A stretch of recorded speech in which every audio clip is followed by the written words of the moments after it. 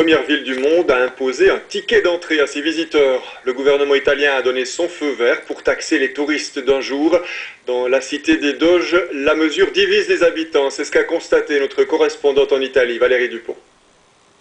Le marché aux poissons de Rialto, un matin d'hiver, le lieu idéal pour rencontrer les Vénitiens et leur parler de la nouveauté de cette année, la taxe d'entrée pour les touristes d'un jour. Moi, je pense que c'est une chose juste pour que la ville encaisse de l'argent, voilà. C'est une grosse bêtise. Pire que ça, vraiment. Ils ne savent plus comment gérer Venise, même si c'est une ville difficile à gérer. Difficile, c'est en effet l'argument des autorités de la cité des Doges qui soutiennent que récolter les immondices coûte ici plus cher qu'ailleurs. Tout comme sécuriser cette ville où arrivent en moyenne 80 000 touristes par jour, alors certains commerçants approuvent.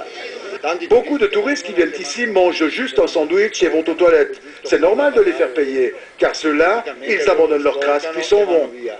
Les premiers visés par cette taxe, qui coûtera de 3 à 11 francs par jour selon la saison, sont les passagers des bateaux de croisière et les groupes de touristes qui débarquent chaque matin sur des bateaux d'excursion sans dormir à Venise.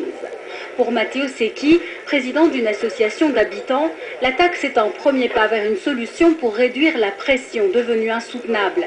La ville ne compte plus que 53 000 résidents contre 30 millions de touristes. Ça doit s'arrêter. Venise ne pourra pas accueillir 40 millions de touristes, d'abord pour une question d'espace. Il n'y a pas de place, mais aussi pour nous, pour notre qualité de vie. Seulement 30%. 4 millions de touristes dorment dans les hôtels. Les 70% restants, plus de 20 millions, ne viennent qu'une journée, ils arrivent et ils repartent. Les touristes qui logent à Venise payent déjà une taxe de séjour. Ils seront exemptés du nouveau ticket d'entrée qui pourrait rapporter plus de 50 millions de francs à la ville. Les modalités de paiement ne sont pas encore connues, mais pour les associations de défense du patrimoine, cela ne réduira pas les flux touristiques. Parlons des passagers des bateaux de croisière. Ils ne vont pas être dissuadés de venir à Venise parce qu'ils doivent payer 5 € en plus. Les touristes d'un jour devraient réserver leur visite. Et s'il n'y a pas de place, il n'y a pas de place. Point.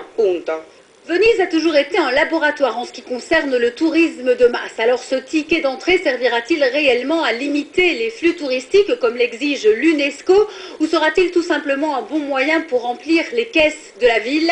Réponse cet été lorsque l'entrée à la cité des Doges deviendra payante.